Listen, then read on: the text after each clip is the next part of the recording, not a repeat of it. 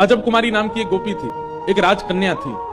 उसने जब ठाकुर जी को देखा तो ठाकुर जी को देख करके उसका बहुत मन आ गया ठाकुर जी पे। ठाकुर जी के आगे चौसर का खेल खेलती थी, ठाकुर जी को चौसर खिलाती थी, लेकिन वो इतनी निपुण थी चौसर खेलने में कि उससे कोई जीत नहीं सकता था। तो वो क्या करती थी, ठाकुर जी के मंदिर में बीच अंगना में बैठ के चौसर खोल के, और एक चाल तो अपनी चलती और दूसरी चाल ठाकुर जी के लिए चलती थी, ठाकुर जी के साथ खेलती थी। उससे कोई जीत नहीं सकता था, लेकिन वो इतनी निपुण थी कि जैसे ही ठाकुर जी हारने वाले होते थे तो अंतिम चाल ऐसी चलती कि ठाकुर जी जीत जाते थे, वो हार जाती थी। लेकिन अजब कुमारी की इच्छा थी कि वो राजस्थान की रहने वाली है, उसके माता पिता इतना उसको, उसके पिताजी राजा हैं, वो उसको इतना जाने नहीं देते बार बार गोवर्धन। तो ठाकुर जी से प्रार्थना करती थी कि आप मेरे यहाँ चलो, लेकिन ठाकुर जी कैसे जाएं?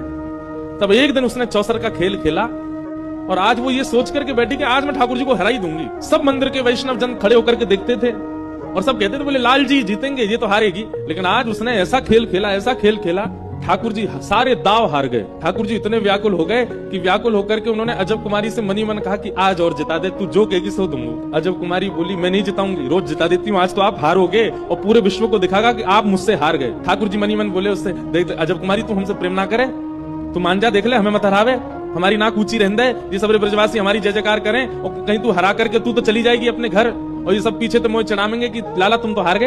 अजब कुमारी बोली, चाहे जो हो, आज तो आप हारोगे। ठाकुर जी बोली, तू जो कहेगी सो करूंगा, लेकिन तुम मुझे जिता दे। अजब कुमारी बोली, वचन दो, जो मांगूंगी सो दोगे। ठाकुर जी बोले, देंगे, तू बस जिता दे। अजब कुमारी ने जिता दिया ठाकुर जी को, सब जगह जय जयकार हो गई, बोले हमारो लाला जीत गयो, गिरधर लाल की जय, गोवर्धन नाथ की जय।